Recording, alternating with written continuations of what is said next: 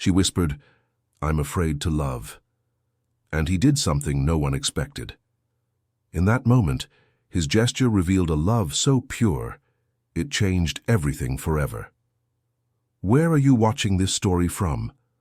Subscribe to the channel and leave a like to see the most emotional ending you'll ever witness. The silence of the library shattered like antique glass when that trembling whisper escaped her lips. "I'm afraid to love." Emily Carter brought her hands to her mouth immediately, as if she could capture those words and return them to the secret place where they had remained hidden for 28 years. Her hazel eyes, normally serene as the waters of San Francisco Bay on calm days, now gleamed with unshed tears that threatened to overflow. Her heart pounded so loudly, she was certain the books surrounding her could hear it, that the century-old walls of this building absorbed each beat as they had absorbed so many stories throughout the decades. Before her, James Morrison stood motionless. His tall figure cast a long shadow across the hardwood floor, those oak planks that told stories of gold rush pioneers, beat poets, and artists who had transformed North Beach into San Francisco's cultural heart. The soft light of the winter afternoon filtered through the Victorian bay windows, drawing patterns of light and shadow across his face.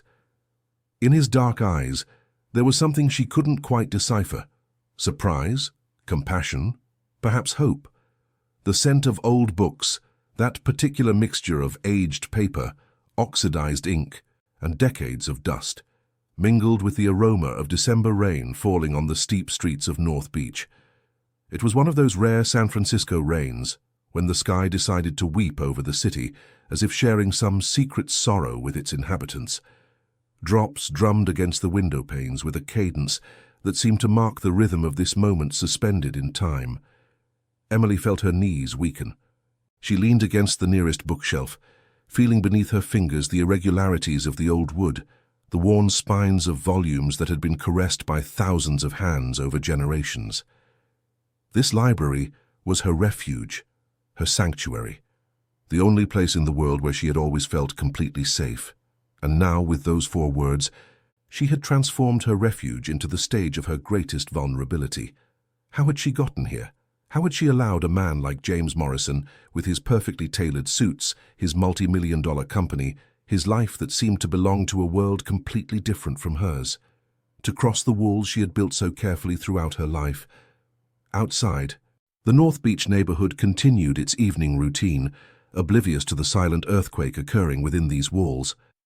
The distant echo of a jazz musician practicing in some nearby club could be heard, the clinking of glasses in the corner cafe where neighbors gathered to share coffee and conversation, the cooing of pigeons nesting in the eaves of Victorian houses. Life continued flowing like the cable cars that climbed and descended the hills, indifferent to the intimate dramas unfolding behind closed doors. Emily remembered the first time she had crossed the threshold of this library, holding her grandmother Rose's hand when she was barely 7 years old. She had just arrived in San Francisco after her parents left her at the Greyhound station in Sacramento with a small suitcase and the promise they would return soon. "It's only temporary, sweetheart," her mother had said, with tears in her eyes but firmness in her voice. "We'll find work in Los Angeles and come back for you. It's a matter of months." Those months turned into years. Phone calls became less frequent until they disappeared. Letters arrived increasingly sporadically, full of excuses and empty promises, until they stopped coming altogether. And little Emily learned the most painful lesson a child can learn, that the people you love most are precisely the ones who can hurt you most, that trusting is opening a door through which both light and darkness can enter. Her grandmother Rose, a petite woman with a fortitude of steel tempered by decades of adversity, had brought her to San Francisco to start over. And it was in this library where Emily found solace. Between the pages of tales and novels, she discovered that there were worlds where endings could be happy, where heroes always returned, where love triumphed over all adversities. Books became her most faithful friends, the only ones who never abandoned her, who were always waiting exactly where she had left them. Now, 20 years later, she was the one caring for those silent friends. She had studied library science with scholarships and part-time jobs, had returned to North Beach as soon as she finished college, had dedicated every day of the last 5 years to transforming this forgotten space into a true community center. She knew each book by name, each corner by its story, each crack in the walls as one knows the lines of one's own hand. And then he had arrived. James Morrison, with his presence that seemed to fill any space he occupied, with his eyes that saw too much, with his smile that promised things she didn't dare desire. He had entered her library one March afternoon, looking for a book of poetry, and somehow, inexplicably, he had ended up occupying a place in her heart that she believed sealed forever. The silence between them stretched on, dense as the sourdough starter that perfumed the neighborhood bakeries. Emily could hear her own breathing, could feel each heartbeat like a war drum, announcing a battle she wasn't sure she wanted to fight. Finally, James took a step toward her. Just one, cautious, like someone approaching a wounded animal, fearing to frighten it. His voice, when he spoke, was barely a murmur that nevertheless resonated in every corner of that room. "Emily." She closed her eyes. She couldn't look at him, couldn't face what she would see in his face. Rejection would be devastating, but understanding would be even worse. Because if he understood her, if he offered his compassion, she would have to explain, would have to open wounds she had kept closed for decades, would have to show him the invisible scars she carried engraved on her soul. The rain intensified outside, as if the sky wanted to accompany her inner storm. Lightning briefly illuminated the room, followed seconds later by distant thunder that made the windows tremble. Somewhere in the neighborhood, a dog began to bark. Life continued its course, indifferent, while Emily felt that hers was about to change forever. Because she had told the truth. She was afraid to love. She was afraid of him. She was afraid of herself. And above all, she was afraid to discover that despite all that fear, it was already too late to protect her heart. 8 months earlier, spring had arrived in San Francisco, with its usual explosion of colors and aromas. The cherry trees lining the streets of the Marina District displayed their pink blossoms, perfuming the air with that sweet and unmistakable fragrance that made San Franciscans sigh with nostalgia whenever they perceived it far from home. In the North Beach neighborhood, across the city, geraniums overflowed from window boxes, and wisteria vines climbed Victorian facades as if wanting to reach the intensely blue sky. Emily arrived at the library that March morning with her usual routine: coffee with cream from Tony's Cafe, canvas bag with her lunch prepared the night before, and hair pulled back in a practical bun that kept her wavy locks under control. She wore a cream cotton blouse and a long floral skirt she had found at the thrift store on Haight Street, simple clothes that reflected her life philosophy. Functionality over ostentation, comfort over appearances. The library occupied the ground floor of a Victorian building from the 1880s that had been a saloon, then a speakeasy during Prohibition, later an artist's studio, and finally, 30 years ago, had been transformed into this small temple of knowledge. The walls retained remnants of original wallpaper that peeked out timidly under layers of white paint, and the high ceilings with exposed beams spoke of times when craftsmen built for eternity. Emily opened the heavy, carved wooden doors and breathed deeply. The familiar smell enveloped her like an embrace: old paper, furniture polish, and that indefinable something that only exists in places where stories have found refuge for generations. She turned on the lights, LED bulbs she had installed herself to reduce costs, and began her morning ritual of preparing the space for another day of service. She dusted the reading tables, straightened the chairs that some distracted visitor had left out of place, checked the returns from the outdoor drop box, and prepared materials for the craft workshop she offered to neighborhood children every Wednesday afternoon. Her hands moved with the automatic efficiency of someone who had performed the same tasks thousands of times, but her mind wandered through more complex territories. She had dreamed about her parents again. In the dream, she was 7 years old once more, and running through the corridors of the Sacramento Greyhound station, searching for them in the crowd. She could see their backs moving away, always moving away, no matter how fast she ran. And when she finally managed to reach them, when she stretched out her hand to touch her mother's coat, they vanished like smoke, leaving her alone in the middle of an ocean of indifferent strangers.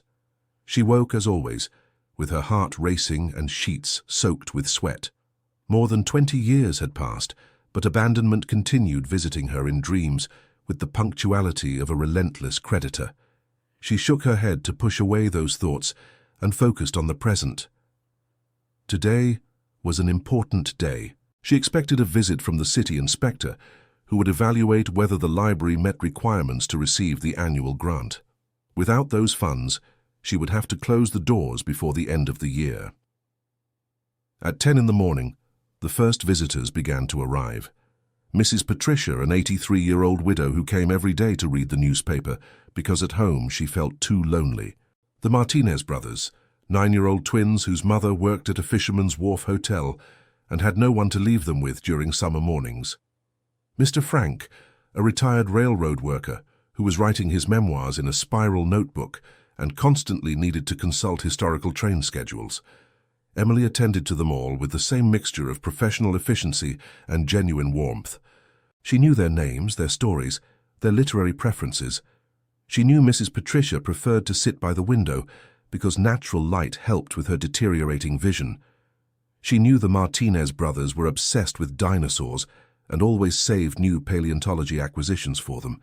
She knew Mr. Frank needed someone to listen to his anecdotes about the times when trains ran on coal, even though he had told them dozens of times already. It was almost noon when the door opened, and someone entered who clearly didn't belong to this place. The man wore a dark grey suit of impeccable cut, white Italian collar shirt, and leather shoes that gleamed with the unmistakable luster of artisanal quality. His black hair was combed back with a precision that suggested more time in front of the mirror than Emily spent in an entire week. He must be about 40, she calculated, with those incipient wrinkles around the eyes that in men seem to add character instead of subtracting youth. But what most caught her attention were his eyes.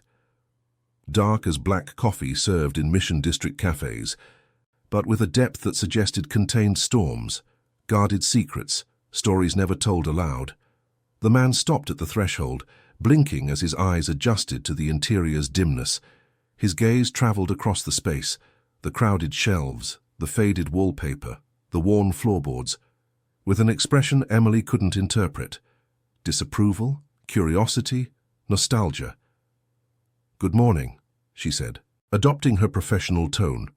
"May I help you with something?" The man walked to the counter where she was organizing lending cards. Each of his steps resonated with authority on the wooden floor, the sound of someone accustomed to spaces adapting to him rather than the other way around. "I'm looking for a book," he said. His voice was deep, modulated, with a California accent softened by years of cosmopolitan education. "A specific edition. I was told I might find it here." Emily raised an eyebrow.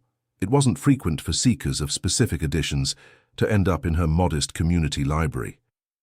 What book would that be? The Wasteland, T.S. Eliot, first edition from Bonnie and Liveright, New York, 1922. She couldn't help a small smile. She knew that book. She knew it very well. "That's an extraordinarily rare edition," she commented. "Most are in museums or private collections." "I know," he replied. "But according to the National Bibliographic Heritage Catalogue, there's a copy registered at this library, donated by the Wellington Hayes family in 1962. Emily felt a flash of pride. Few knew about that treasure hidden among her shelves. "You're right.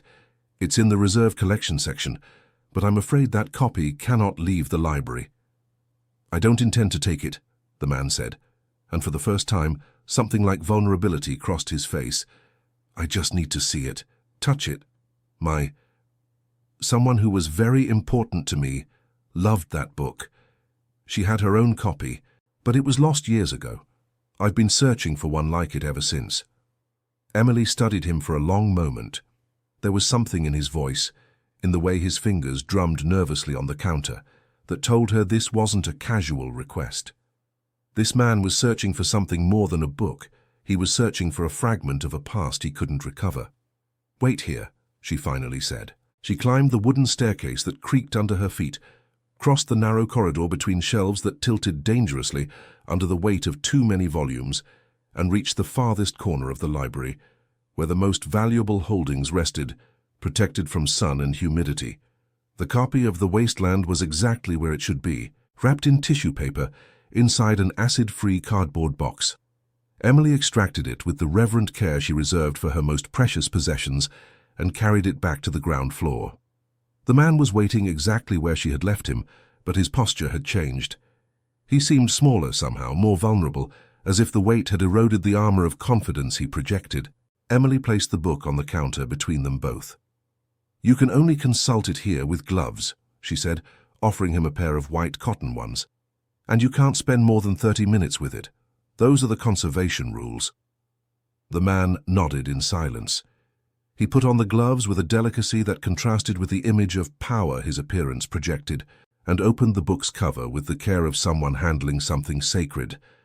Emily should have walked away, given him privacy for that clearly intimate moment, but something kept her rooted in place, watching how the gloved fingers caressed the yellowed pages, how his lips moved silently while he read verses he obviously knew by heart.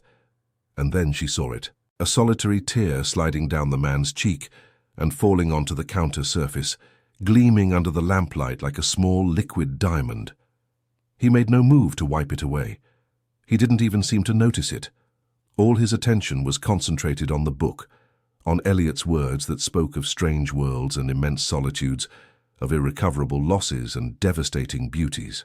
Emily felt something loosen in her chest, a tension she hadn't known she was carrying. This man, with his expensive suit and shiny shoes, was as human as she was, as broken, perhaps, in ways no one could see at first glance. When the 30 minutes ended, he closed the book gently and removed the gloves.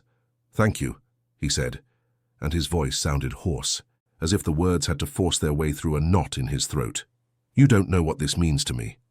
"Books have that power," Emily replied, surprising herself. "They connect us with people who are no longer here, with versions of ourselves we believed lost." He looked at her then, really looked at her, as if seeing her for the first time, and in his dark eyes, Emily perceived a flash of recognition, of someone finding an unexpected equal in the most unlikely place. "My name is James," he said, extending his hand. "James Morrison." "Emily Carter," she replied, shaking it. His hand was warm, firm, and when their fingers touched, Emily felt something like an electric shock run up her arm. She released it perhaps too quickly, unconsciously taking half a step back. "May I come back?" he asked.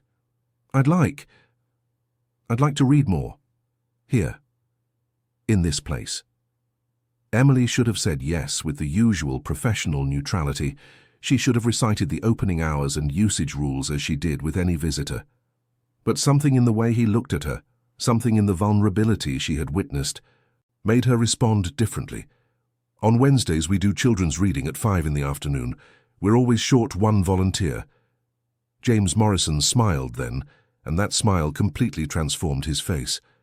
The lines of tension softened, his eyes lit up, and for an instant Emily could see the boy he must have been before life taught him to build walls. "Wednesdays at 5, he repeated. "I'll be here." When he left, leaving behind a subtle trail of expensive cologne and unanswered questions, Emily stood staring at the closed door for a long time. She didn't know she had just set in motion a chain of events that would change her life forever. She didn't know that this man in a grey suit with sad eyes would be the person who would finally force her to face her deepest fears. The only thing she knew with a certainty that disturbed her was that something had changed in the air of her library, like when you open a window that has remained closed for too long and a breeze enters that stirs the dust in forgotten corners. And Emily Carter, who had dedicated her life to protecting herself from drafts, felt for the first time in years a dangerous curiosity to discover where that unexpected wind would take her. The first Wednesday, James arrived exactly at 5 o'clock. He had changed his suit for dark jeans and a blue linen shirt, but still stood out among the peeling walls and patched furniture, like a museum painting hung in a thrift store. The children looked at him with the instinctive distrust they reserved for unknown adults. There were 7 that afternoon: the Martinez twins, Lucy with her 6 years and uneven braids, little Marcus who had arrived from Oakland just a year ago and still struggled with reading, Sophia with huge eyes and deep silences, and 2 siblings from the building across the street whose names Emily always confused. "Today we have a special guest," Emily announced, pointing to James. "His name is James, and he's going to help us with reading." "Why?" asked one of the twins with children's brutal frankness. Because he loves books, Emily replied. Just like us. James sat on the hardwood floor, crossing his legs with a flexibility that belied the rigidity of his initial appearance. The children surrounded him, forming an irregular semicircle, still maintaining a prudent distance. Emily handed him the book she had selected, an illustrated collection of American folk tales. James opened it and began to read with a voice that gradually changed, adopting different tones for each character, adding dramatic pauses in moments of tension, accelerating the pace during chases, and softening it in tender passages. By the time he finished the first tale, the prudent distance had evaporated.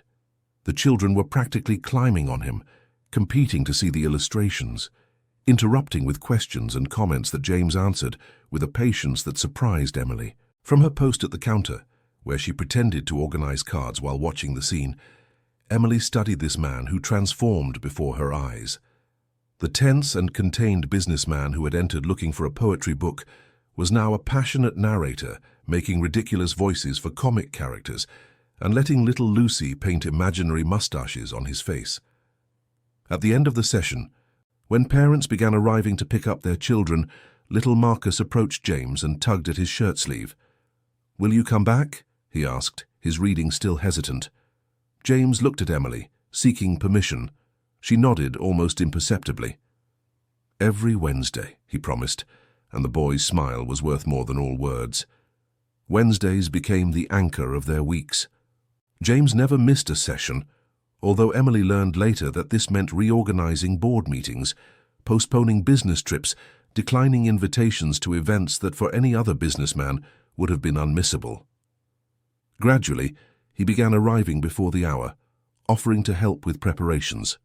He learned to handle the antiquated cataloguing system, to repair detached spines with special glue, to place stamps and labels with the precision he put into everything he did. "You don't have to do this," Emily told him one afternoon, while they both organized the children's section after a particularly chaotic session. "I know you have more important things." "More important than this?" he asked, pointing to the window through which the children could still be seen saying goodbye in the street. "I doubt it very much." Emily wanted to ask why.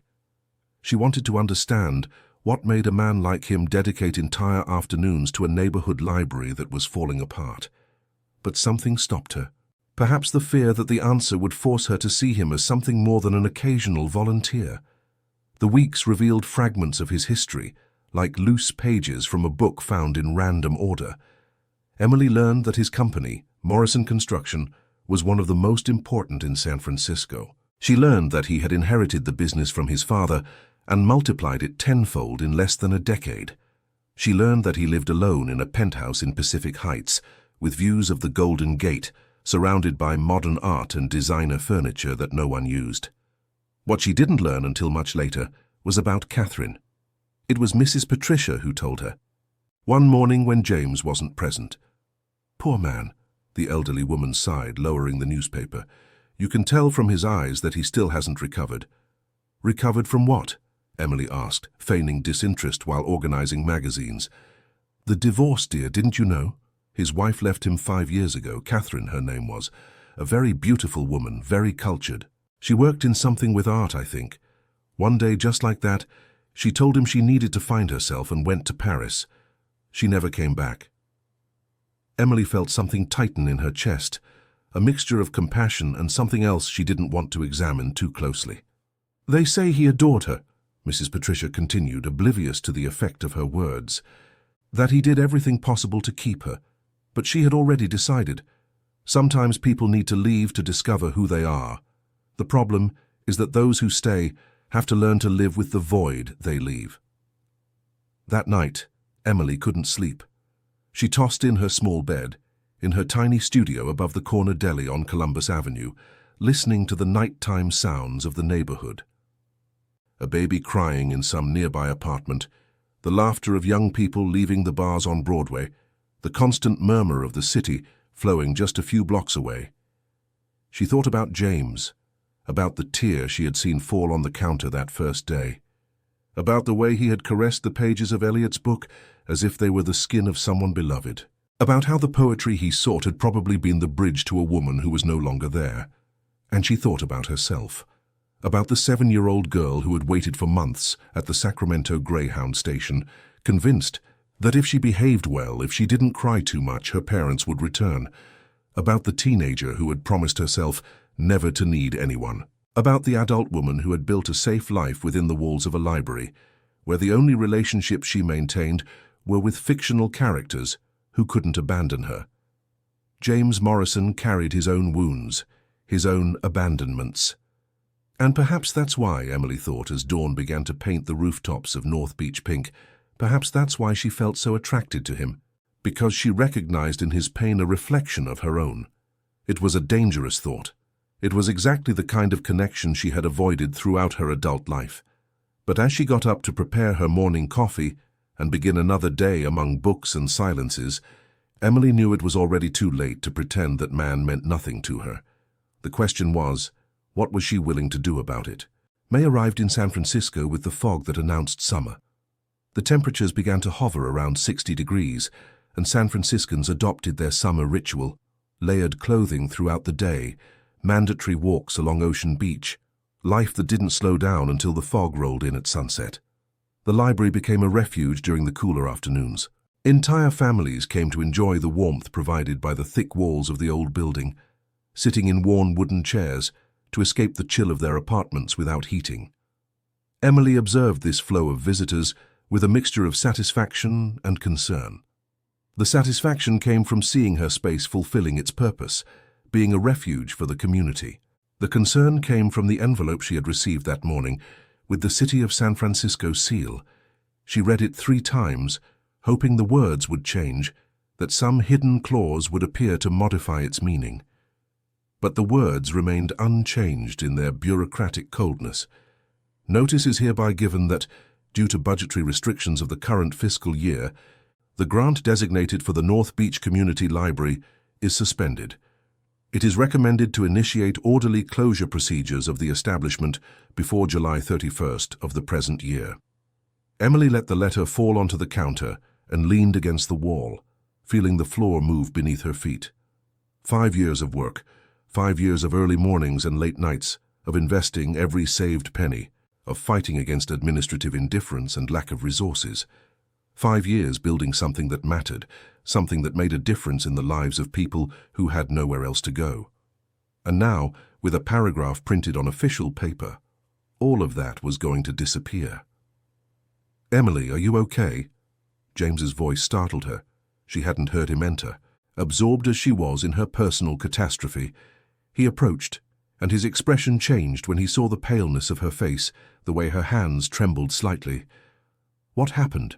Emily handed him the letter without saying anything. She watched as his eyes traveled across the lines, how his jaw tensed with each word. "This is unacceptable," he said when he finished. And there was steel in his voice. "They can't do this, sir." "They can and they did," Emily replied, hating how her voice broke. "We don't have enough funds of our own to operate more than 2 months. Without the grant—" She didn't finish the sentence. It wasn't necessary. James looked at her for a long moment, and in his eyes Emily saw something that scared her. Determination. The same determination he must have shown when he built his business empire, when he transformed his father's modest company into a construction giant. "Give me a few days," he said. "I'm not going to let this happen." "James, don't." "Emily," he interrupted, and there was an intensity in his voice that made her fall silent. "This library matters. This community matters. You." He stopped, as if he had been about to say something he shouldn't. "You've built something special here. I'm not going to stand by watching it disappear." Before she could respond, he had gone out the door, leaving her alone with her sentence letter and a heart that was beating too fast. The following days were a whirlwind of activity. James mobilized contacts, made calls, organized meetings. Emily saw him arrive every afternoon with new plans, new strategies, new hopes. "I spoke with the Cultural Affairs Director," he informed her one evening, as they both closed the library after a reading session. "He's willing to reconsider if we can demonstrate the community impact of the space." "How do you demonstrate something like that?" Emily asked, exhausted. With numbers, with testimonials, with a campaign that puts public opinion on our side. She looked at him skeptically. James, this is North Beach, a bohemian neighborhood. Nobody downtown cares what happens here. You're wrong, he replied with a conviction that was almost contagious. They'll care when we make them care. The campaign began slowly, with handmade posters by neighborhood children and social media posts that Emily barely knew how to manage. But James had resources and contacts she couldn't even imagine. Soon, journalists from local media began visiting the library. Cultural associations joined the cause. Neighbors who had never crossed the threshold appeared to sign petitions and offer help. The 4th of July was approaching, and James had an idea. Organize a benefit event at his company's rooftop venue, with all funds destined for the library. Emily protested initially. She hated depending on anyone's charity, but he convinced her with an argument she couldn't refute. It's not charity, it's community investment. And besides, it'll be the perfect excuse for you to experience your first rooftop 4th of July party. Emily blinked, surprised. You've never been to a 4th of July rooftop party? He asked, genuinely astonished. She shook her head. 4th of July parties were for families with traditions, for groups of friends with money for festive outfits and premium drinks, not for de facto orphans who had grown up caring for sick grandparents and working since 15. That has to change, James said, and there was a softness in his voice that made something move in Emily's chest. This year you'll go to the party, and you'll have such a good time that you'll want to come back every year for the rest of your life. Emily wanted to protest, explain all the reasons why that was a bad idea, but the way he looked at her with that mixture of determination and tenderness made the words stick in her throat, and for the first time in many years, she allowed someone to take the reins of something in her life. It was terrifying. It was liberating. It was the first step on a path she didn't know where it would lead. As she closed the library that night and walked through the silent streets of North Beach to her small studio, Emily looked up at the starry sky and wondered if this was what people felt when they began to let someone into their walls. It was uncomfortable. It was vulnerable. It was real. And for the first time in a long time, she wasn't sure she wanted it to stop. The rooftop venue of Morrison Construction on the Embarcadero gleamed like a jewel among the skyscrapers overlooking the bay. String lights hung from the pergola, casting warm light over the red, white, and blue decorations adorning the space. The smell of grilled burgers, artisan cheeses, and craft beer perfumed the air. Emily felt completely out of place. The dress she wore, navy blue with white stars, a gift from James that had appeared at her door 3 days earlier, with a note saying simply, "So you shine like you deserve," was more beautiful than any garment she had ever owned. The dress fell in soft waves to her knees, and the matching accessories, silver earrings, a delicate bracelet, a white cardigan, made her feel like an imposter playing at being someone else. "You look beautiful," James whispered in her ear when he reached her side, and the warmth of his breath on her skin sent a shiver through her. He wore khakis and a crisp white shirt with the sleeves rolled up, and looked like he had stepped out of a catalogue for the American dream. Emily had to remind herself to breathe. The evening unfolded in a whirlwind of introductions, greetings, and expressions of support. San Francisco business people approached to shake her hand, promising donations. Ladies in designer dresses congratulated her on her community work with a sincerity that disconcerted her. And between introduction and introduction, James pulled her aside to show her the view. Emily didn't know how to express what she felt. She had lived in San Francisco all her adult life, but she had never seen it like this. From above, with the Golden Gate Bridge lit in the distance, the bay sparkling with reflected lights, and the city spread out like a constellation at their feet. "It's beautiful," she whispered. "Not as beautiful as you," James replied, and when she looked at him, she saw in his eyes something that made her heart race. The fundraising for the event exceeded all expectations. When they announced the final amount, enough to keep the library running for at least 3 years, Emily felt tears threaten to overflow. She managed to contain them barely, conscious of all the eyes on her, but James noticed the emotion that gripped her. "Come," he said, taking her hand. "You need some air." He guided her away from the crowd to a quieter corner of the rooftop, where the noise of the party became a distant murmur. The full moon shone over San Francisco Bay, whose waters reflected the thousands of lights of the celebration. "Are you okay?" he asked, studying her face with concern. Emily nodded, unable to speak for a moment. When she finally found her voice, it was barely a whisper. "Why do you do all this? The library, the event, everything. Why does it matter so much to you?" James looked away toward the bay, and his profile silhouetted against the moonlight seemed carved in marble. "Because for a long time," he said slowly, as if each word cost him an effort, "I believed that success was measured in numbers. Revenue, profits, square feet built. My father taught me that a man's worth is in what he owns, in the power he accumulates." He paused, and Emily saw how his jaw tensed. "When Catherine left, I realized I had spent years building an empire while letting my personal life crumble. I worked 80-hour weeks while she waited for me at home, feeling increasingly invisible.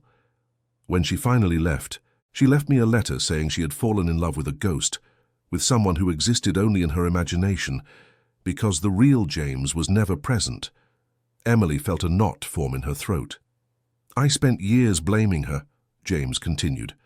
"It was easier than accepting my part of the responsibility. But the truth is, I lost her long before she boarded that plane to Paris. I lost her every time I chose a business meeting over a dinner at home, every time I put my work before our relationship." He turned to her, and in his eyes shone something that seemed like a plea. "When I walked into your library looking for that Eliot book, I was looking for a way to reconnect with the person I was before I lost myself in ambition. Catherine loved poetry, loved community projects, loved everything I had stopped valuing. I thought if I found that book, if I touched it, somehow I could recover something of what I had lost." "And did you find it?" Emily asked, her voice barely audible. James smiled then, a smile that transformed his face. "I found something better. I found someone who showed me it was still possible to live differently. Someone who dedicates her life to giving without asking for anything in return, who transforms an old building into a home for people who have no other refuge, someone who makes me want to be better than I've been." Emily felt the ground move beneath her feet. She knew with terrifying clarity where this conversation was heading, and every survival instinct she had developed over years screamed at her to flee, to put distance between them, to protect herself before it was too late. But her feet didn't obey. She remained rooted in place, looking at this man who had crossed her walls without even realizing it. "James," she began, not knowing what she was going to say. "You don't have to answer anything," he interrupted, raising a hand. "I know this is unexpected. I know we barely know each other, and I know you have your own reasons for keeping your distance. I don't intend to pressure you or demand anything. I just needed you to know the truth." The silence between them stretched, full of all the unspoken words of all the possibilities floating in the warm air of that July night. And then, before reason could intervene, before fear regained control, Emily did something she hadn't done in more than 20 years. She took a step forward instead of one back. "I'm afraid," she confessed, and her voice trembled. "Of you, of what I feel, of all of this." "I know," he said, and there was so much tenderness in those two words that Emily felt something break inside her. "But," she continued, and had to force herself to keep talking, "but I think I'm more afraid of losing you than of letting you in." James closed his eyes for an instant, and when he opened them, they gleamed with something that could have been relief, or gratitude, or simply love. "I won't hurt you," he promised, "and if I ever do, unintentionally, I give you permission to remind me of this moment and make me pay." Emily laughed then, a laugh that sounded strange on her lips because she had gone too long without using it. "Promise?" "I promise." And there, under the July moon, with the murmur of San Francisco Bay as witness and the lights of the party glowing in the distance, Emily Carter made the bravest decision of her life. She chose to let someone love her. It wasn't a passionate movie kiss. It was a timid, fearful brush of lips, loaded with all the weight of two people who had learned to distrust love. But it was real, and it was the beginning of something neither of them could predict. When they returned to the party hand in hand, some curious glances followed them, but Emily barely noticed. She was too busy memorizing the sensation of James's fingers intertwined with hers, the warmth emanating from his presence at her side. That night, as she walked to her apartment after he left her at the door with a kiss on the forehead and the promise to see her the next day, Emily realized she had crossed a threshold from which there was no return. For the first time in her adult life, she had chosen hope over fear. And although part of her was still terrified, another part, a part that had been dormant for decades, was beginning to awaken, reaching toward the light like a plant that finally finds the sun. Summer descended on San Francisco with its characteristic fog. The temperatures hovered around the mid-60s during the day, and the streets of North Beach filled with tourists and locals seeking the city's microclimates. The library had become an oasis for the community. Emily had installed additional fans and kept the windows open during mornings to capture the cool breeze. Regular visitors multiplied, elderly people escaping the loneliness of their apartments, mothers with babies needing respite, children who preferred reading to playing in foggy parks. The relationship with James had flourished during those weeks. They saw each other almost every day. He arrived at the library after work, sometimes with ice cream from the best shop in the Mission, other times with fresh fruit from the Ferry Building farmers market. They had dinner together in Emily's small studio, where he insisted on cooking while she graded children's reading assignments. On weekends, they walked along Ocean Beach at sunset, when the fog created magical atmospheres. Emily learned to identify the small signs that revealed James's state of mind, the way he loosened his tie when frustrated, how he drummed his fingers when thinking about something important, the subtle change in his voice when he spoke of topics that pained him. And he, in turn, had learned to read her silences, not to pressure her when she needed space, to celebrate each small opening as the gift it was. It wasn't a perfect relationship. Emily still withdrew sometimes, building invisible walls that James learned to work around with patience. He worked too many hours, and she struggled with the insecurity of feeling insufficient for someone of his position. But they were learning, together, to navigate those uncharted waters. It was in early August when the problems began. Emily noticed it first in the looks. Neighbors who had previously greeted her warmly now averted their eyes when she passed. Mothers who brought their children to reading sessions began making excuses, inventing non-existent commitments. Mr. Frank stopped coming to consult his train schedules. Even Mrs. Patricia, her most faithful visitor, seemed uncomfortable in her presence. At first, Emily attributed it to her imagination, to the fog that made everyone irritable. But when the Martinez twins told her their parents no longer wanted them coming to the library, she knew something was wrong. "Why?" she asked, genuinely confused. "Did something happen?" The twins exchanged an uncomfortable look.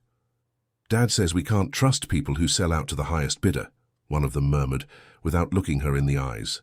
Emily felt as if they had thrown a bucket of ice water on her. "What do you mean by that?" But the children were already running toward the door, where their mother waited with a stony expression. That night, Emily searched online. She didn't take long to find what the community already knew: articles in local newspapers, social media posts, rumors that had spread like wildfire. The main headline was devastating. Developer uses community library as front for real estate speculation in North Beach. The article, signed by a journalist from a publication known for sensationalism, accused James of having secret plans to acquire historic buildings in the neighborhood, tear them down, and build luxury condos. According to the confidential source cited, the library had been a Trojan horse, a way to gain the community's trust while preparing the ground for his true objective. Emily read the article 3 times, feeling nausea grow in her stomach. It was absurd. It was completely false. She knew James, knew his motivations, had seen his genuine love for that space and that community. But rumors don't need to be true to cause harm. The next day, James arrived at the library with a somber expression. She didn't need to ask. It was evident he had read the articles. "It's a lie," he said before she could speak. "Everything is a lie. I can prove it." "I know," Emily replied, but her voice sounded weaker than she would have liked. There's a rival company, East Coast Development, based in New York. They've been trying to enter the San Francisco market for years, and I've blocked them on several occasions. This is revenge, Emily. They're paying journalists to destroy my reputation." Emily wanted to believe him. With every fiber of her being, she wanted to believe. But an insidious voice had begun to whisper in her head, the same voice that had protected her for years. What if you're wrong? What if he's using you like your parents used you when they left? What if you're nothing more than a means to an end you can't understand? "I need time," she said, hating herself for the words, even as they left her mouth. "I need to think." The pain in James's eyes was like a stab, but he nodded, containing what he clearly wanted to say. "I understand," he said, though his voice made it clear he didn't understand at all. "Take all the time you need, but please, don't let others' lies destroy what we've built." When he left, Emily remained alone in the empty library. The books surrounded her, silent witnesses to her torment. She could feel her fear spreading like poison, corroding the trust that had cost her so much to build. And the worst part was she didn't know if that fear was necessary protection or a self-imposed prison. The following weeks were torture. Emily kept her distance from James, responding to his messages with monosyllables, inventing excuses not to see him. The library, which had been a hive of activity, had become an almost empty space. Neighbors continued to distance themselves, infected by rumors that grew with each passing day. One evening, as Emily was closing the library after a particularly desolate day, she found little Sophia waiting at the door. The 8-year-old, with her enormous eyes that seemed to contain secrets too large for her age, was holding a crumpled envelope. "They told me to give you this," she said, and her voice trembled. "But I had to promise you'd read it." Emily took the envelope with hands that weren't entirely steady. "Who gave it to you?" "Mr. James. He says it's important. He says the truth always comes to light, even though sometimes it takes longer than we want." Before Emily could respond, Sophia had run off down the street, her small silhouette disappearing into the evening shadows. Emily looked at the envelope for a long time before opening it. Inside was a handwritten letter and several official documents. She began to read, and with each line, something loosened in her chest. The letter explained everything: the lawsuit James had filed against East Coast Development for defamation, the documents proving he had no real estate interests in North Beach, the social investment fund he had created to protect community libraries throughout the Bay Area. But the most revealing was the last page. Copies of letters that Catherine, his ex-wife, had written years ago, describing her dream of creating reading spaces for underserved communities. "She dreamed of this," James's handwriting said at the end. "I couldn't give her what she needed when she was with me, but I can honor her memory by fulfilling the dream she left behind. I'm not asking you to believe me just because I say so. I'm asking you to look at the evidence with your own eyes, and if after that you still can't trust me, I'll understand. But at least you'll know the truth was always within your reach." Emily let the pages fall onto the counter and brought her hands to her face. She had let fear win. She had allowed the voices of the past to drown out the reality of the present. And in the process, she had hurt the only man who had had the courage to cross her walls. The question now was it too late to repair the damage? The early morning of June 23rd, Emily was awakened by the crash of thunder that seemed to shake the foundations of her building. She sat up in bed, disoriented, while the glow of lightning illuminated her small studio at irregular intervals. Rain pounded the windows with a fury she hadn't witnessed in years. San Francisco wasn't a city accustomed to storms of that intensity. The Bay Area climate favored fog and drizzle. But that night, it seemed the sky had decided to discharge decades of contained rain in a matter of hours. Emily's phone vibrated with an emergency alert. Flooding in various parts of the city, especially in low-lying areas. North Beach was at risk. The library. The thought struck her like lightning. She dressed in seconds, not bothering to look for an umbrella, it would have been useless against that downpour, and ran out onto the flooded streets. Water reached her ankles when she reached Columbus Avenue. Neighbors were coming out of their houses, some trying to move vehicles to higher ground, others simply watching helplessly as the water level continued to rise. The lights from street lamps reflected on the dark surface covering the pavement, creating a ghostly effect that made familiar streets seem like unknown territories. When she reached the library, water had already begun seeping under the door. Emily opened it with trembling hands, not only from the cold rain soaking her, but from the terror she felt at what she might find inside. The hardwood floor was covered by several inches of dirty water that continued entering relentlessly. The lower shelves were already affected. She could see books with covers swelling, pages absorbing the liquid that would irreversibly destroy them. Panic paralyzed her. It wasn't just the water that frightened her, it was everything it represented. Loss, powerlessness, the feeling that everything she loved could be taken from her at any moment, without warning, without possibility of defense. She began acting on instinct, moving books to higher shelves, stacking boxes on tables, trying to save what she could, while water continued rising inexorably. Tears mixed with the rain still dripping from her hair and clothes, and her movements became increasingly frantic, more desperate.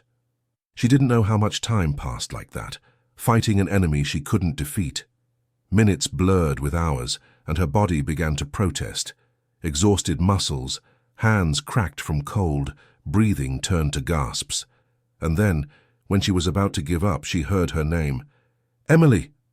James's voice cut through the roar of the storm. He was at the door, soaked to the bone, with an expression of relief and terror mixed on his face. "The water keeps rising," he shouted, approaching her. "We have to get out of here." "I can't," she replied, her voice breaking. "The books, James. Everything is being lost." He reached her, taking her by the shoulders with firmness but gentleness. "Emily, look at me," he said, and something in his voice made her obey. "The books can be replaced. You can't. You don't understand," she sobbed. "This is all I have. This is all I am." James looked at her with an intensity that pierced through to her soul. "No," he said. "This is where you work. This is what you've built. But you are so much more than a building and some books. And if you think I'm going to leave you here to destroy yourself, trying to save things that can be recovered, you're very wrong." Before she could protest, he took her hand and guided her toward the exit. The water now reached almost to their knees, and walking had become a battle against the current. But James didn't let go of her for an instant, keeping her close, protecting her with his body when floating debris threatened to hit her. When they finally reached the high ground on Telegraph Hill, where the water hadn't reached, Emily collapsed against him. Sobs shook her body as all the emotions contained for weeks, fear, guilt, the love she hadn't dared express, were released in a torrent as intense as the storm surrounding them. James held her without saying anything, letting her cry against his soaked chest, stroking her wet hair with a tenderness that contrasted with the fury of the elements. They remained like that, two solitary figures under the rain, until the sobs turned into ragged breaths and finally into exhausted silence. "I'm sorry," Emily finally whispered. "Sorry for doubting you. Sorry for pulling away. Sorry for—" "Shh," he interrupted. "You don't need to apologize for protecting yourself. I understand why you did it. I just need you to know I'm not going anywhere. Whatever happens with the library, with the rumors, with everything else, I'm not going to abandon you, Emily. Never." She looked up at him, eyes red and face streaked with tears and rain. "Why?" she asked. The same question she had asked months ago at the July party. "Why me?" James smiled then, despite the chaos around them, despite the destruction that probably awaited them when they returned to the library. "Because you taught me that worth isn't in what we build or accumulate, but in how we care for others. Because when I look into your eyes, I see someone who has suffered as much as I have, but hasn't let that suffering turn them bitter. Because from the moment I saw you on that rickety ladder searching for a poetry book, I knew you had entered my life to stay." Emily closed her eyes, letting those words envelop her like the embrace they continued to share. "I'm still afraid," she confessed, repeating the words she would say months later in the library. "I'm still so afraid." "I know," he replied, "but you don't have to be afraid alone anymore." And there, under the most intense storm San Francisco had seen in decades, amid chaos and destruction, Emily made a decision that would change her life forever. She stopped running. The days following the storm were a whirlwind of work and determination. The library had suffered considerable damage.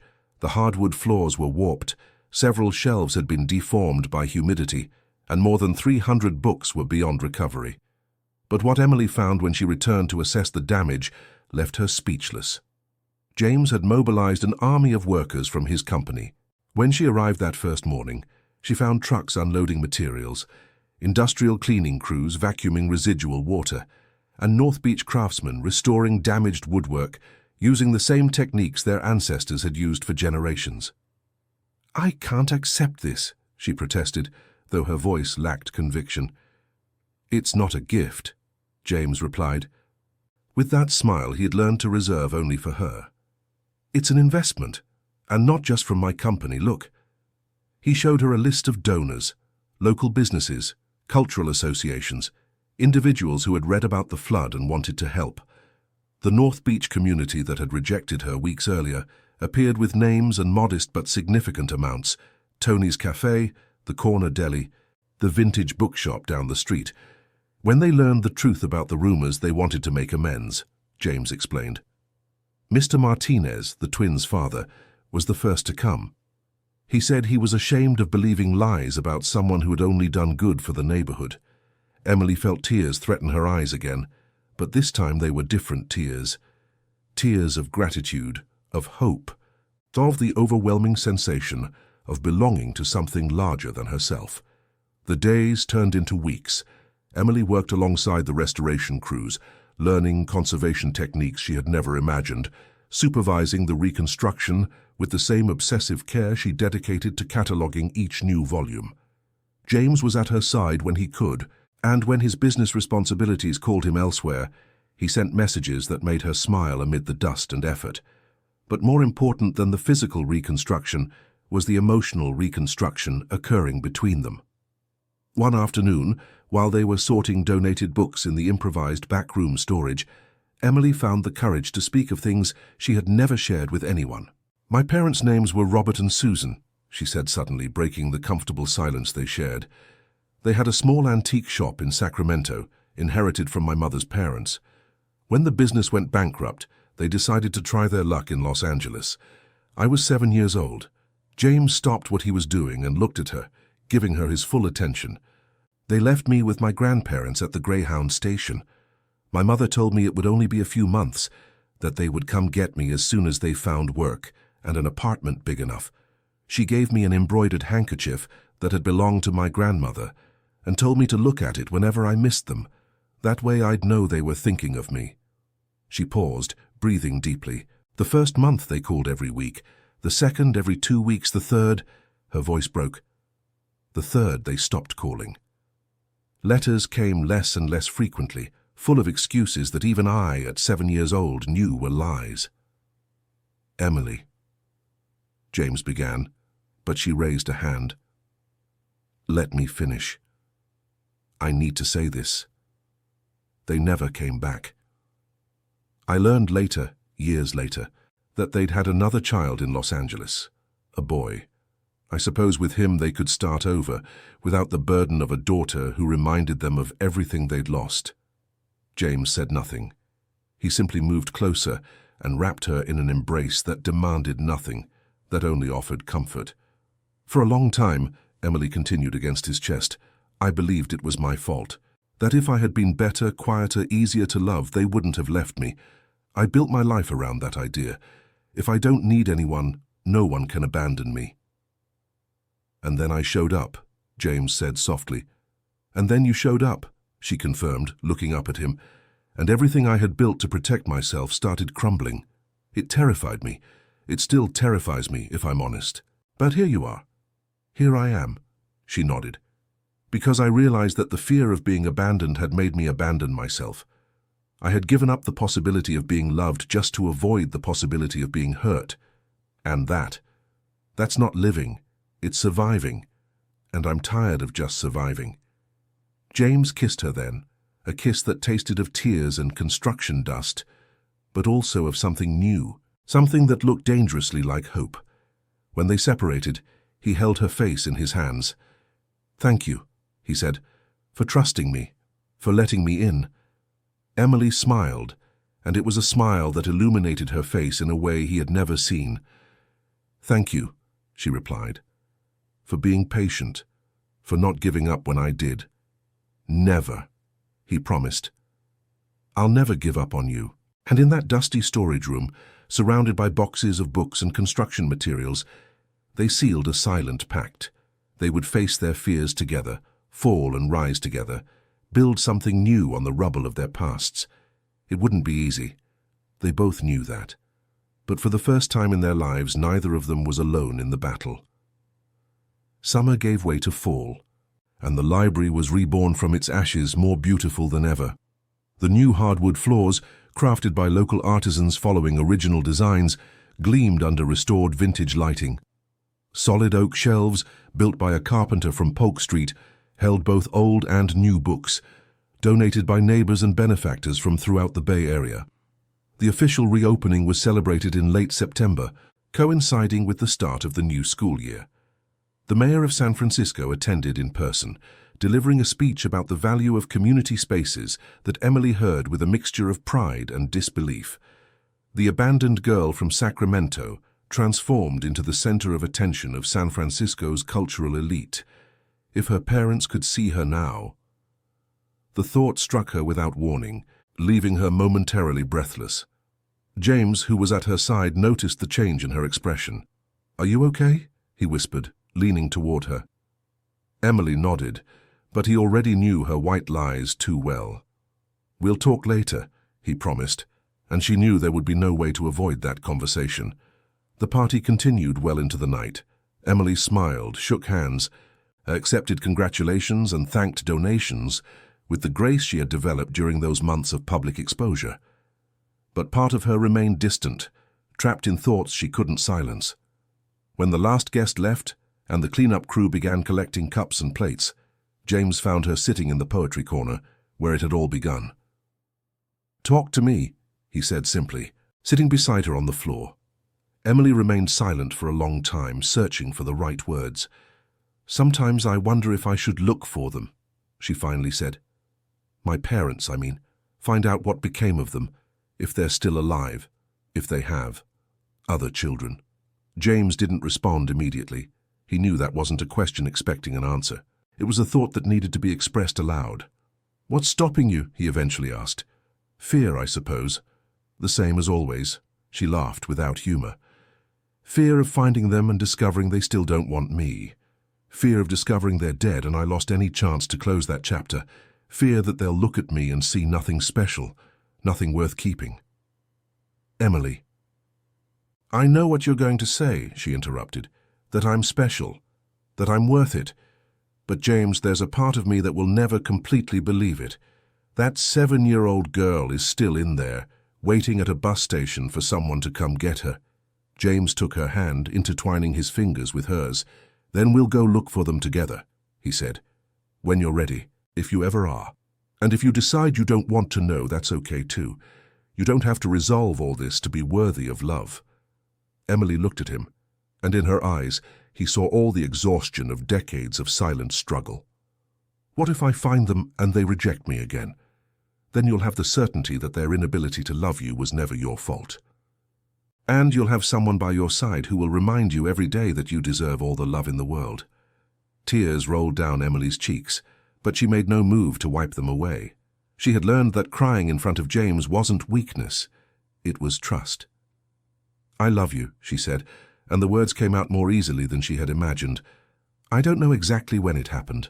I don't know how you managed to get in when I had dedicated my life to keeping everyone out. But I love you, James Morrison, and that terrifies me more than anything my parents could say or do to me." James's smile illuminated his eyes in a way she would always treasure. "I love you too, Emily Carter. From the moment I saw you on that rickety ladder, searching for a book for a stranger, as if it were the most valuable treasure in the world." "It was a valuable treasure," she protested, with a smile fighting to break through the tears. "I know. But you were more. I just didn't realize it until it was too late to escape." Emily laughed then, a laugh that sounded like liberation, like relief, like something resembling happiness. "Neither of us has much experience at this love thing, do we?" Zero experience in healthy love, he confirmed.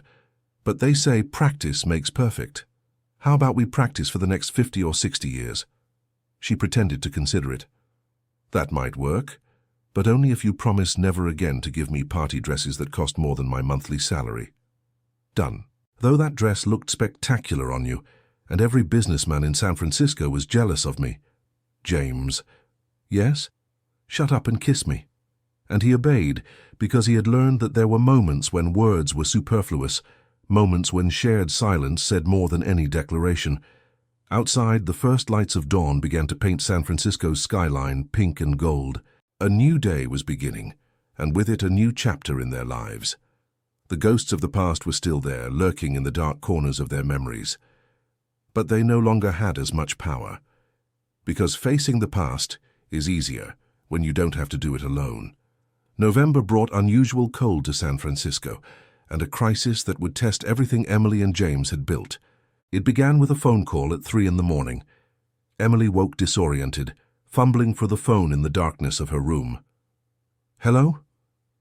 Emily, it's Sarah, James's assistant. The voice on the other end sounded tense, controlled. There's been an accident. James is in the hospital in Seattle. The world stopped. Emily felt the air leave her lungs, felt the ground disappear beneath her feet. What happened? Is he okay? He fell during a site visit, a knee injury, an old one, that got complicated. They're operating on him right now. I thought you should know. Emily wouldn't remember later how the call ended, how she dressed, how she got to SFO to catch the first flight of the morning to Seattle. She would only remember the fear, that visceral terror that accompanied her during the interminable hours of the journey, while the Pacific Northwest landscape filed past the window without her seeing it. I can't lose him, she thought in a loop. Not now. Not when I finally dared to love him. When she arrived at the hospital, James had already come out of surgery. The operation had been a success, the doctors assured her, but he would need weeks of recovery and rehabilitation, an old sports injury that had never been properly treated, aggravated by stress and neglect. Emily entered the room with her heart in her throat. James was pale, connected to machines emitting regular beeps with his leg immobilized and eyes closed. He seemed smaller somehow, more vulnerable, stripped of the armor of confidence he usually projected. She sat beside him and took his hand, cold between hers. I'm here, she whispered. I'm not going anywhere. James's eyes opened slowly, and when he saw her, a weak smile curved his lips. You came, he said, his voice hoarse from anesthesia. Of course I came. Where else would I be? At your library, taking care of your books. The books can wait. You can't. He closed his eyes again, but squeezed her hand with a strength that belied his fragile appearance. I was afraid you wouldn't come, he confessed. That this would be too much. That you'd decide it wasn't worth it. Emily felt something break inside her. James, look at me. He obeyed, and in his eyes she saw the same fear that had pursued her for years, the fear of abandonment, the fear of not being enough. Listen to me carefully, she said, with a firmness she didn't know she possessed. I spent 20 years running from love because I was afraid of losing someone. And you know what I discovered while traveling 3 hours on a plane, not knowing if you'd be okay? That the fear of losing you is infinitely smaller than the regret of never having had you. So no, I'm not leaving. Not because it's easy to stay, but because you deserve someone who stays even when it's hard. Tears rolled down James's cheeks, tears he didn't try to hide. I love you, he said, and I'm sorry for scaring you. Don't do it again, she replied, leaning down to kiss his forehead. My heart can't take any more scares. The following days were a test of endurance. Emily checked into a hotel near the hospital, dividing her time between visits to James and calls to North Beach to make sure the library was functioning in her absence. Mrs. Patricia had taken control with the efficiency of a retired general, organizing volunteers and keeping everything in order with an authority no one dared question. During the long hours in the hospital room, Emily and James talked more than they had talked in all the previous months. Without work distractions, without responsibilities constantly claiming them, they had time to explore the corners of their souls they had kept hidden even from each other. James spoke of Catherine for the first time without pain, remembering the good times along with the bad, accepting that their marriage had failed due to mistakes on both sides. Emily spoke of her grandmother, Rose, of how that tiny woman had taught her that true love wasn't what rescued you, but what gave you the tools to rescue yourself. She would be proud of you, James said one afternoon, while Emily read him poems by Robert Frost to distract him from pain. I know, she replied, smiling, and I think she would have liked you too, though she probably would have made you work in her garden to prove you deserved her granddaughter. I would have loved to meet her. She would have too. When James finally received discharge and they could return to San Francisco, something had changed between them. It wasn't more love. They already loved each other with all the intensity they were capable of, but a new depth, an understanding that only emerges when you've faced the possibility of loss and chosen to move forward anyway. The North Beach community received them with an impromptu celebration. The children from reading sessions had prepared get-well drawings. Neighborhood merchants sent fruit baskets and treats. Mr. Frank had written a poem in honor of James that he recited with a trembling but proud voice. And Emily, watching this man limping slightly but smiling as he hugged the little ones who adored him, knew this was her family. Not the blood family that had abandoned her, but the family she had chosen, the family that had chosen her. Sometimes, she thought, the best families are the ones we build with the fragments of our broken hearts. December arrived in San Francisco with its usual mixture of mild cold and growing festivity. The downtown streets filled with holiday lights and the aroma of roasted chestnuts perfumed corners where street vendors set up their traditional stands. The library had closed temporarily for expansion work that James had financed. A new children's section with custom furniture, a computer room with computers donated by local companies, and a small interior courtyard where visitors could read outdoors when weather permitted. Emily was taking advantage of those transition weeks to organize the historical archive she had inherited from previous management. Dusty boxes that had remained closed for decades now revealed their treasures, letters from past donors, photographs of community events from another era, lending records dating back to the 50s. It was in one of those boxes where she found it. At first she didn't pay attention to the yellowed envelope with her name written in handwriting that seemed vaguely familiar. There were dozens of similar documents, administrative correspondence that someone had kept for reasons no one remembered anymore. But something made her stop, something in the shape of the letters, in the stroke of the E that began her name. She opened the envelope with hands that began to tremble. Dear Emily, if you're reading this, it means you finally found the place where you always belonged. Your grandmother Rose wrote to me years ago to say you were working at a library in San Francisco, and since then I've been trying to gather the courage to contact you directly. I never managed to. There are no excuses for what we did, your father and I. There are no words that can erase the damage we caused you. We were young, we were scared, and we made the biggest mistake of our lives. I want you to know that not a day passed without thinking of you. Every birthday, every Christmas, every time I saw a girl your age on the street, my heart broke a little more. Your father died 5 years ago, taking with him the regret he never knew how to express. I'm still here waiting for something I don't dare name. I'm not asking for forgiveness. I don't deserve it.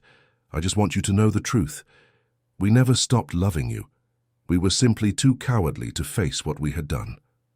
If you ever want to find me, I'll be waiting. My address is at the end of this letter. But if you decide you don't want to know anything about me, I'll understand. You've built a beautiful life without us. Perhaps it's better to leave the past where it is. Your mother, who never stopped being one, though she doesn't deserve the title. Susan. Emily dropped the letter as if it burned. The air seemed to have become dense, difficult to breathe. The library walls closed in on her, and a high-pitched buzzing filled her ears. She didn't know how long she remained like that, paralyzed between the dusty archive and the ghosts that had just materialized. When she finally regained the ability to move, her legs carried her automatically toward the exit, toward the street, toward the only place she knew she would find what she needed. James was in his downtown office when she entered without knocking, face pale and eyes wide. Emily, what? She handed him the letter without saying anything. She watched as he read it, saw how his expression passed from confusion to understanding, from understanding to concern. "When?" he began.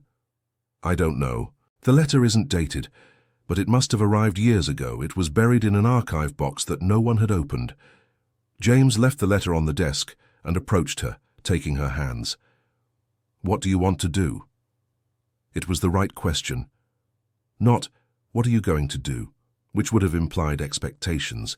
Not, "You should forgive her," or "You should ignore it," which would have imposed his opinion. Simply an open door for her to decide.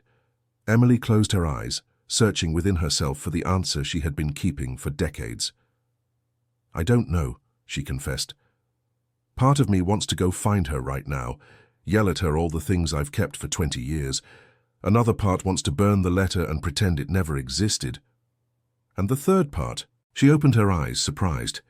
"What third part?" "The part that's still that 7-year-old girl waiting at a bus station.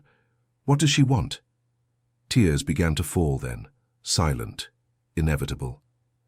"She wants her mum," she whispered, "even though she knows she shouldn't. Even though she knows she was abandoned, she still wants her mum." James held her, supporting her while the weight of that revelation settled on her shoulders. "Then maybe," he said softly, "it's time to give that little girl what she needs. Not to forgive, not to forget. Just to close a chapter that's been open too long."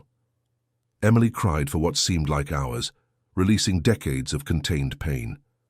And when the tears finally ran out, she felt something unexpected. Not peace, but clarity. She knew what she had to do. The trip to Los Angeles was the longest of her life, though it only lasted an hour by plane.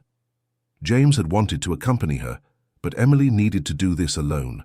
It was her story, her pain, her decision. He understood, as he understood so many things without need for explanations. "I'll be waiting for your call," he had said at the airport. "Any time, whatever happens." The plane crossed clear skies flying over mountains and desert. Emily looked at the landscape without seeing it, mentally rehearsing conversations that probably would never develop as she imagined. Susan lived in a small apartment in Silver Lake, according to the letter's address. Emily found the building without difficulty, but remained in front of the door for 20 minutes before daring to knock.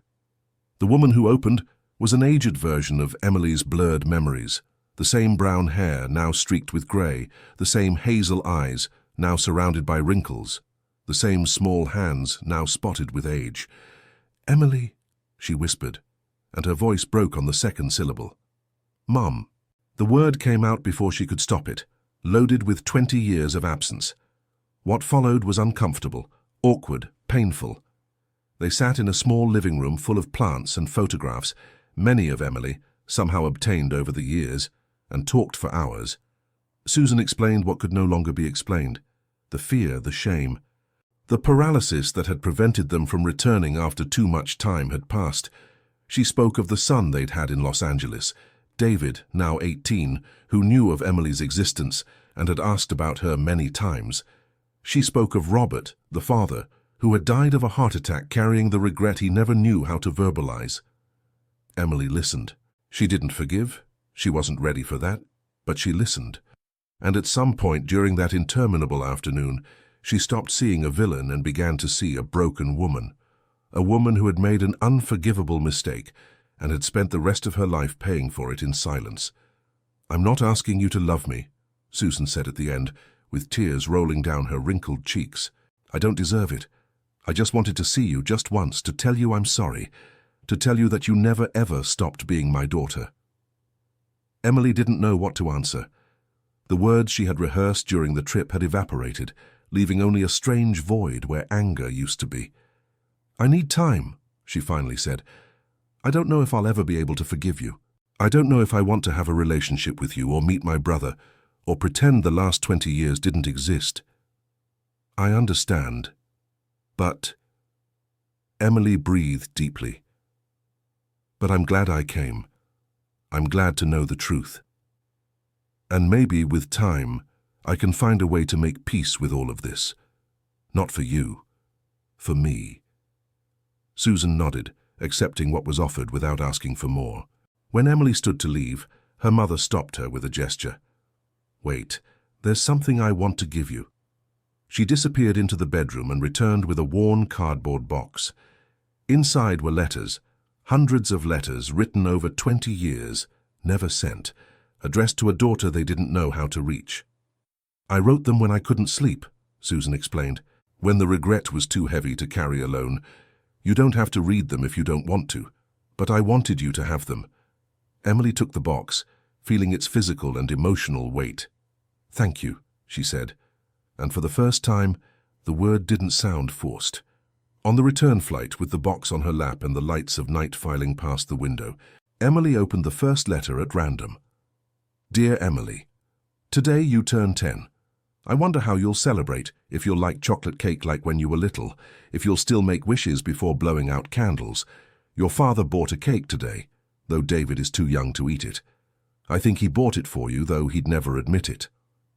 Tears fell on the yellowed paper, blurring some words, but it didn't matter. Emily read them all during the journey, one after another, seeing through them the parallel story she never knew, that of parents who made an unforgivable mistake and spent the rest of their lives tormented by it.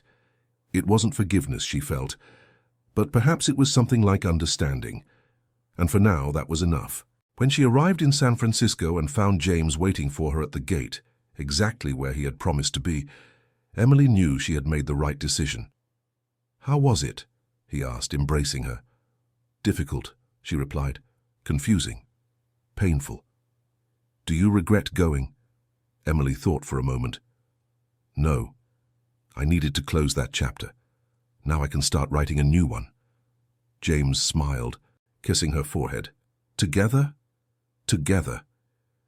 And as they walked toward the exit, with San Francisco's holiday lights glowing around them and the future stretching before them like a blank book waiting to be written, Emily felt something loosen in her chest.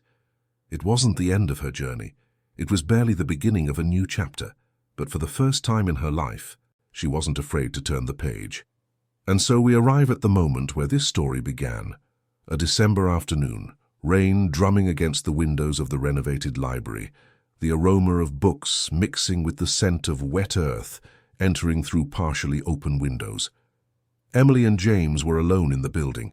The last visitors had left an hour ago, and she had begun her closing ritual while he helped her organize the poetry section that always ended up disordered after university students' visits. A week had passed since the trip to Los Angeles, a week of processing, of crying, of slowly beginning to reconfigure the story she had told herself for decades. It wasn't easy. It probably never would be completely. But Emily felt lighter somehow, as if she had released a weight she hadn't even known she was carrying. It was in that state of renewed vulnerability when the words escaped her lips without permission. "I'm afraid to love." James stopped, turning toward her with an expression that contained multitudes: surprise, tenderness, understanding. The silence stretched between them, but it wasn't an uncomfortable silence. It was a silence that allowed the words to settle, to find their place in the space they shared. "I know," he finally said, approaching with slow steps, as he had done so many months ago. "I've known from the beginning." "And you still stayed?" "How could I not stay?" he asked, and there was genuine astonishment in his voice. "Emily, from the moment I met you, I knew you were the bravest person I'd ever encountered, not because you weren't afraid, but because you lived with it every day and still chose to move forward." She shook her head.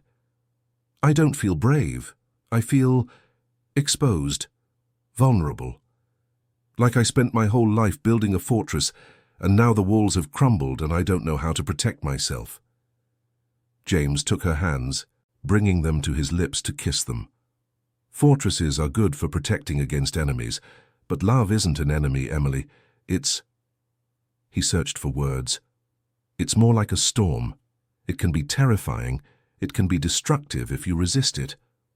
But if you let yourself go, if you trust you'll come out the other side, it can be the most transformative thing you'll ever experience." "What if it destroys me?" "It won't," he promised. "Because you won't be alone in the storm. I'll be there with you, holding your hand, reminding you to breathe when the waves get too high." Emily felt tears accumulate in her eyes, but didn't fight them. She had learned that tears weren't weakness. They were simply water, the same that fell from the sky, the same that flowed in the bay, the same that had flooded this library and then receded, leaving it stronger than before. "I love you," she said, and the words sounded different this time, more complete. "Not in the way I thought I'd love someone someday, if I ever did. I love you with all my scars, with all my fear, with all the part of me that's still broken and maybe always will be." "I love you too," James replied. "With all your scars, with all your fear, especially with the part of you that's broken, because it reminds me that perfection doesn't exist and that true love doesn't require it."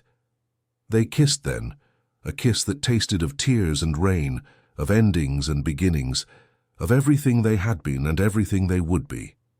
When they separated, James reached into his jacket pocket. "I have something for you," he said, extracting a small velvet box. "It's not what you think."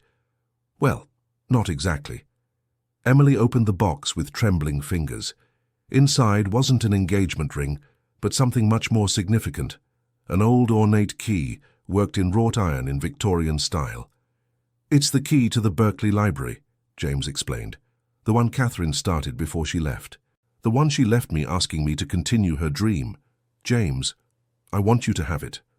Not as a gift, but as a transfer. She dreamed of creating reading spaces for communities that needed them. You've turned that dream into reality, better than either of us could have imagined. This key belongs to you, not to me." Emily held the key between her fingers, feeling its weight, its history, its meaning. "But there's more," James continued, pulling a folded paper from inside the box. "It's the deed of donation for the Community Library Fund. Half of my company has been transferred to a trust under your management. It's not charity, Emily, it's recognition, it's trust. It's my way of telling you I believe in you more than I've believed in anyone in my life." She read the document with eyes that could barely focus through tears. It was real. Everything was real. "Why?" she asked, the same question as always, but with a different meaning. James pulled out one last object from the box, a small book, hand-bound in leather. "Read it," he said simply.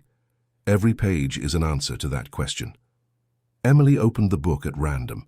James's handwriting filled the pages, careful, intimate. Page 47.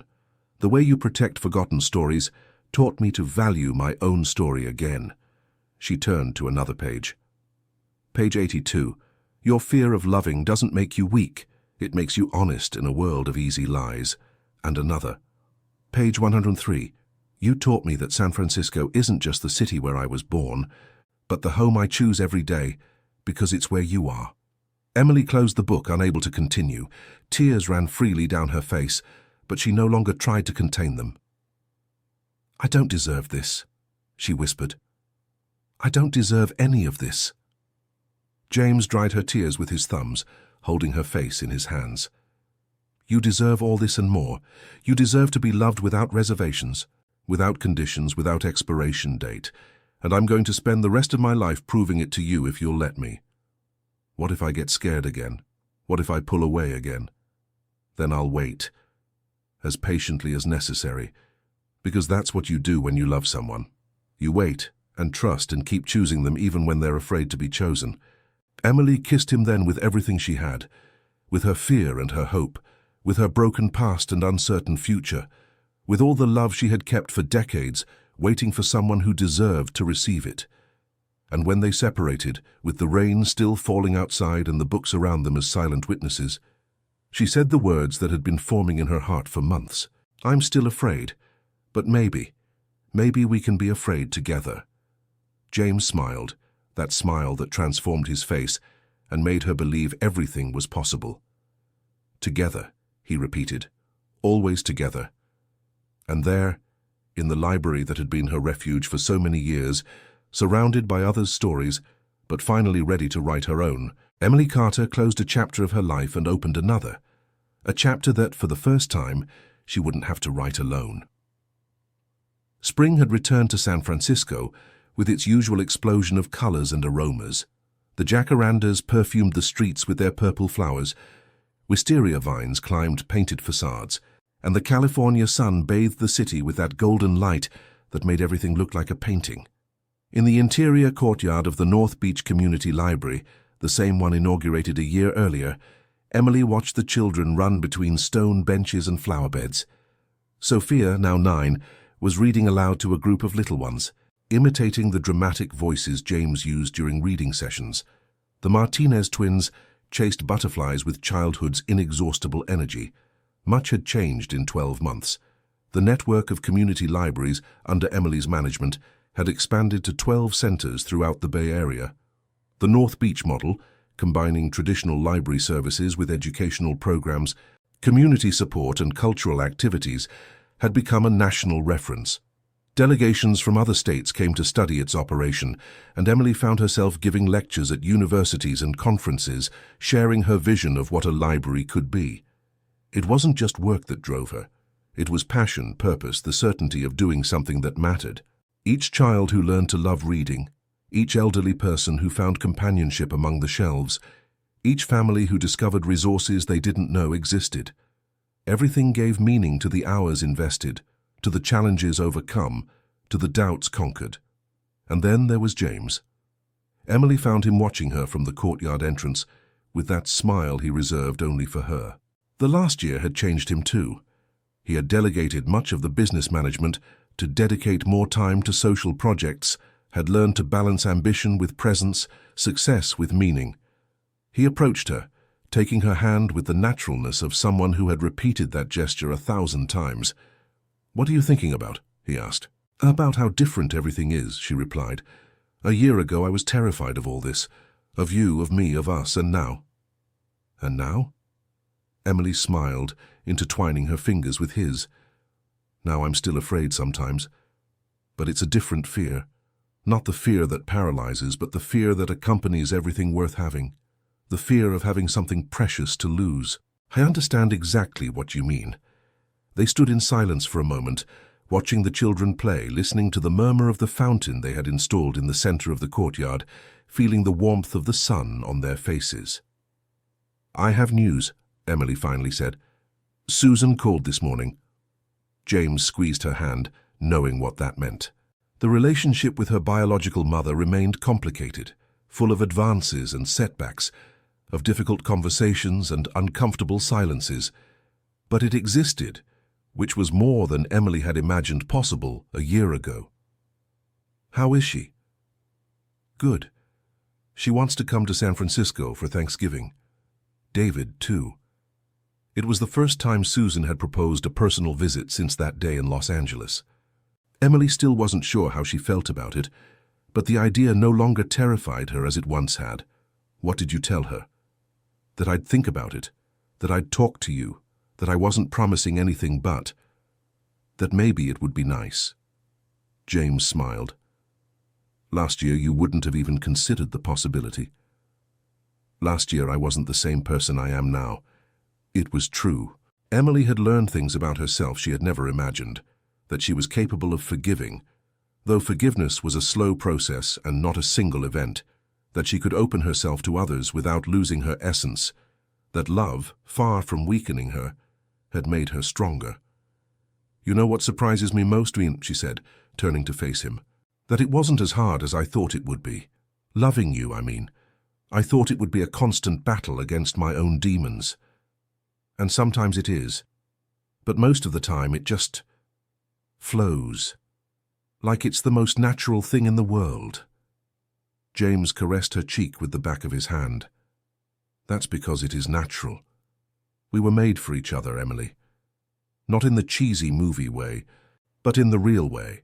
Two imperfect people who complement each other, who support each other, who choose to love each other every day, even when it would be easier not to. Do you still choose me, after this whole year, with all my complications?" "Every day," he replied without hesitation. "Every hour, every minute."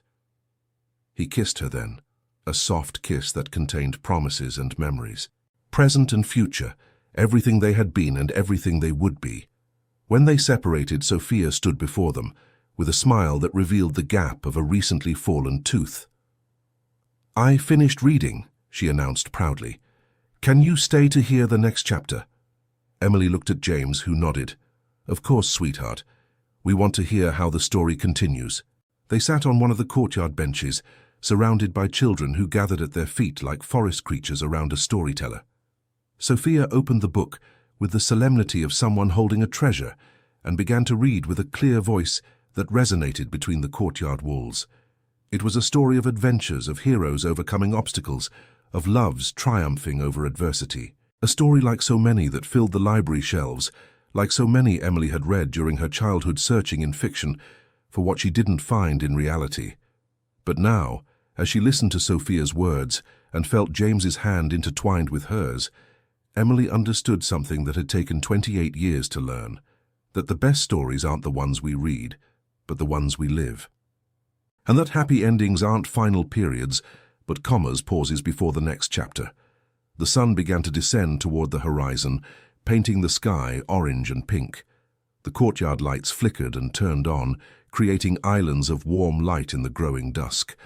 And somewhere in North Beach, a jazz musician began playing a melody that mixed with the fountain's murmur and children's laughter. Emily closed her eyes and breathed deeply, filling herself with that perfect moment. The aroma of flowers, the warmth of James's hand, the sound of Sophia's voice narrating adventures, the sensation of finally belonging to a place, to a community, to a life she had built with her own hands. Sometimes, she thought, the hardest words to say are precisely the ones that can save us. She had been afraid to love. She still was sometimes in the darkest corners of sleepless nights, but she had learned that fear wasn't the opposite of love. It was its inevitable companion, and that true courage didn't consist of eliminating fear, but of loving despite it. She opened her eyes and found James looking at her with that expression she knew so well, a mixture of adoration and gratitude, of wonder and certainty. "What are you thinking now?" he asked. Emily smiled, that smile that had taken so long to learn but now bloomed naturally. "That I'm exactly where I'm supposed to be." And as night fell gently over San Francisco and stars began to appear in the California sky, Emily Carter understood that her story, far from having ended, was just beginning. A love story built not on perfection, but on shared vulnerability, not on absence of fear, but on courage to love despite it. Not on definitive endings, but on constant beginnings. A story that would continue to be written, page after page, chapter after chapter, under the San Francisco sky that had witnessed her transformation. And in the warm silence of that spring evening, surrounded by books and children, and the man who had brought down her walls without even trying, Emily finally found the words she had been searching for all her life. "I'm not alone. I'll never be alone again." And that certainty, simple but absolute, was the happiest ending she had ever imagined.